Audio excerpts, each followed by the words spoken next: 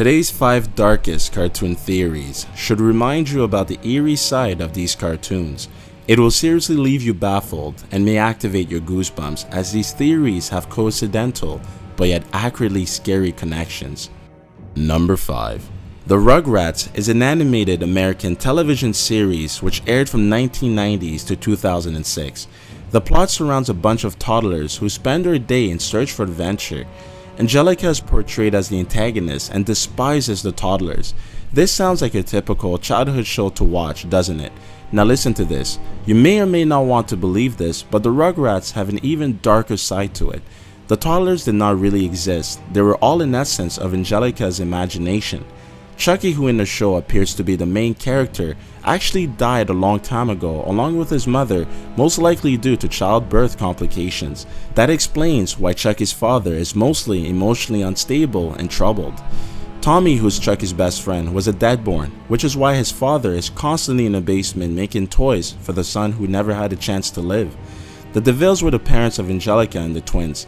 In actuality, the twins were aborted by the parents. Angelica was too young to figure out the genders of the twins, hence why in the show, or in her imagination, they were fraternal twins, and also why Angelica cannot speak to the babies. Again, this links back to Angelica's made-up world. Number 4. SpongeBob SquarePants is a yellow sponge that lives under the sea. As we all know, it is just a humoristic show for kids.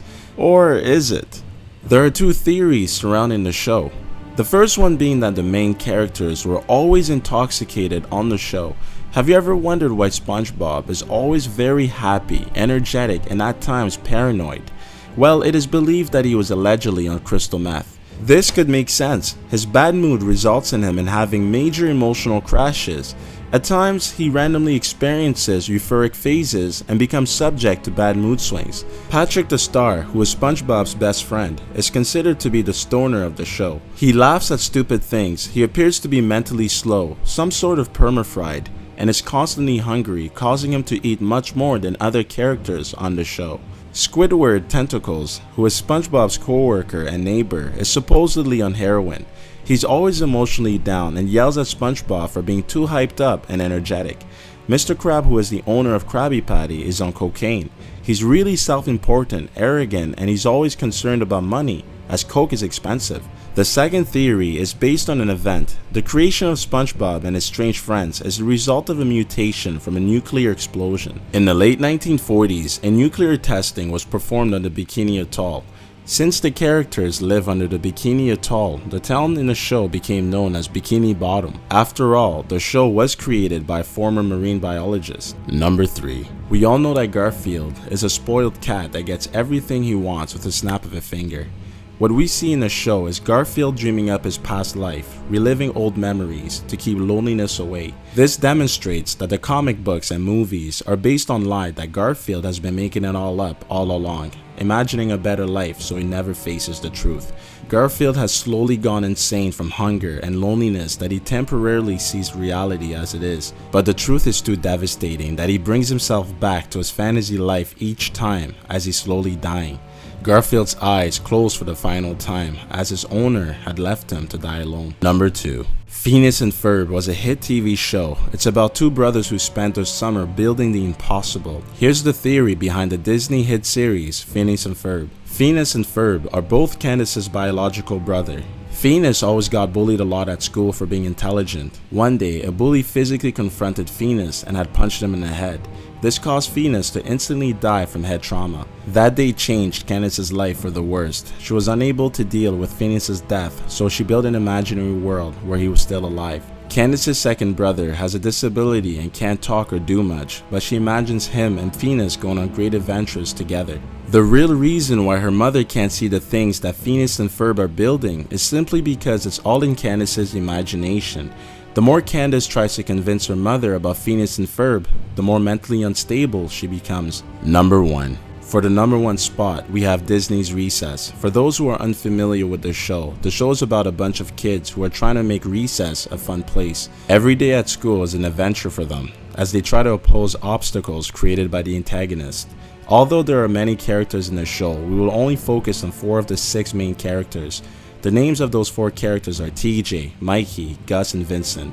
The 3rd Street School was built after the First World War. TJ, who was one of the students that attended the school, was a young, bright, natural-born leader. The principal had launched a budget cut for the school's cafeteria. TJ rallied against the idea. During a protest, an incoming truck had hit TJ and killed him on impact. His spirit supposedly still walks the playground, teaching kids on how to stand up for rights, which explained his charisma and leadership in the show. The big blonde-haired Mikey was a gentle and soft-spoken person. He was diagnosed with type 1 diabetes. The 1933 Great Depression was a rough time, and this built Mikey's bad eating habit. Mikey later fell into a coma and died from a heart attack at the age of 10.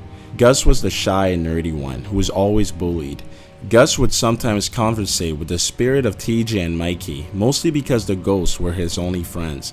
One day, his parents had forgotten to pick him up from school. That same day, Gus was confronted by a bully who had beaten him up so badly that his shirt was covered in dirt and blood. Upon walking home and arriving, he collapsed at the front door and died. That is why in the show, he's always avoiding dirt and filth. Last but not least, Vincent, who was the last one to join the gang, was a basketball player prodigy. Vincent dreamed of becoming a professional basketball player. However, he was involved in an accident which broke both of his legs. Doctors revealed the devastating news that he can never play sports ever again.